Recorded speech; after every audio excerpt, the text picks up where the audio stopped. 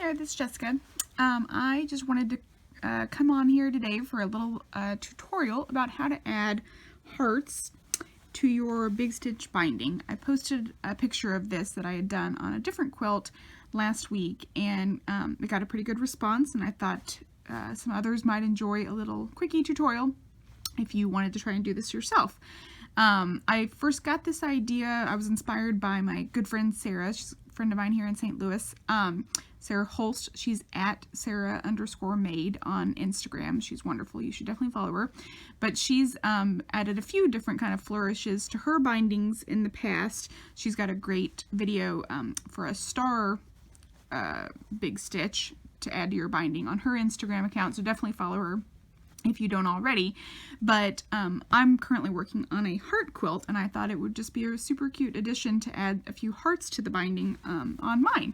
I love to do big stitch binding because it's quick and fast, but it adds a nice little detail to the quilt, and I just think it's really fun. And so you could add, you could do your whole binding in hearts if you really wanted to. It would take you quite a while, but you definitely could.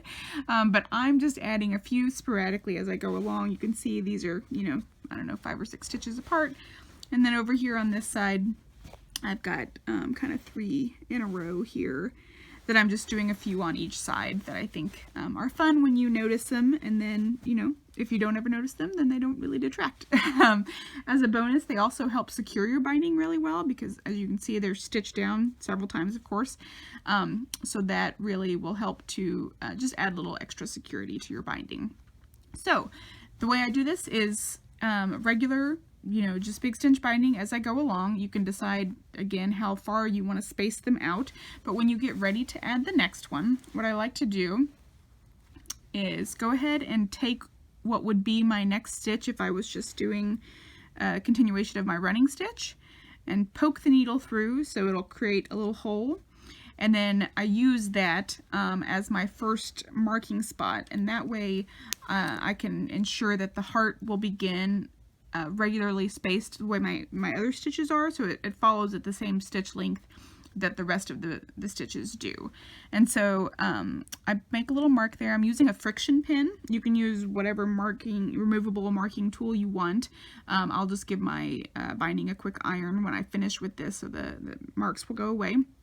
You also don't have to mark it if you don't want to, but I find it's really helpful to just have a visual tool to guide you in your stitches. It just makes it easier for me and helps me to also ensure that the sizes of my hearts are consistent. So anyways, if you want to mark it, what you're going to do is you're going to make 3 little dots equal distance apart.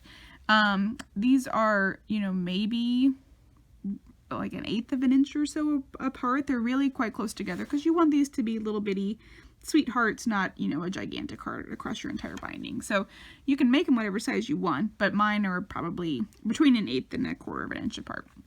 So you've got 3 in a row, kind of at the same level that your regular stitches would be, and then 1 in the middle of each of those 2 sets. So you've got kind of 2 triangles, and then 1 more down below that middle one. So you've got your little heart all marked out there. And basically what we're going to be doing is just a back stitch. I've stitched this in several different orders and haven't really found, one is all that much better or different than any other. So if you find a good rhythm that works for you, great. Otherwise, I'll just show you the order that I stitch mine in, and we'll go from there. So when I'm, just for what it's worth, when I'm doing big stitch binding, I like to use embroidery thread or Sashiko thread or pearl cotton. It just kind of depends on what I have on hand and what color I'm looking for. For this one, the color I had that I wanted to use was an embroidery thread. So when I use embroidery thread, I typically will use 3 strands at a time. Embroidery thread comes in 6-strand skeins, so you just pull out 3 of them to do your stitch length, and then when you get to the end of it, of course, you can just start over with the next 3 and you'll use up your whole piece. So this is 3-strand, this is just DMC embroidery thread.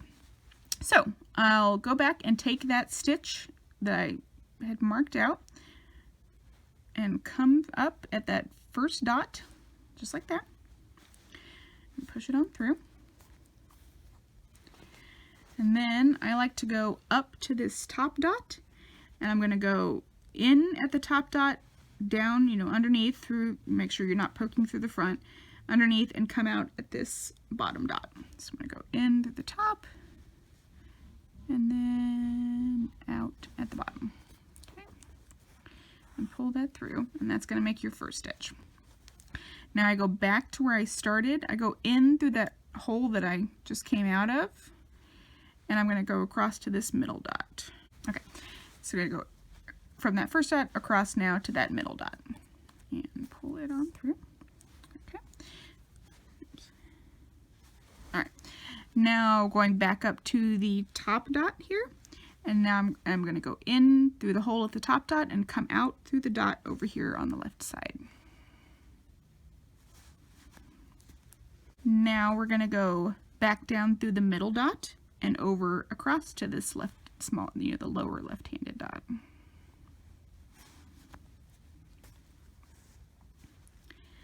Now I'm going to come down to the bottom and up back through the top.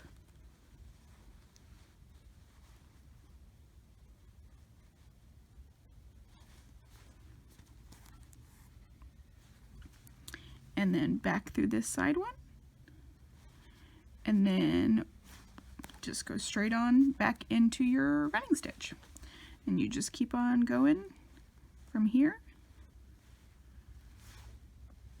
until you're ready to stop and do another heart.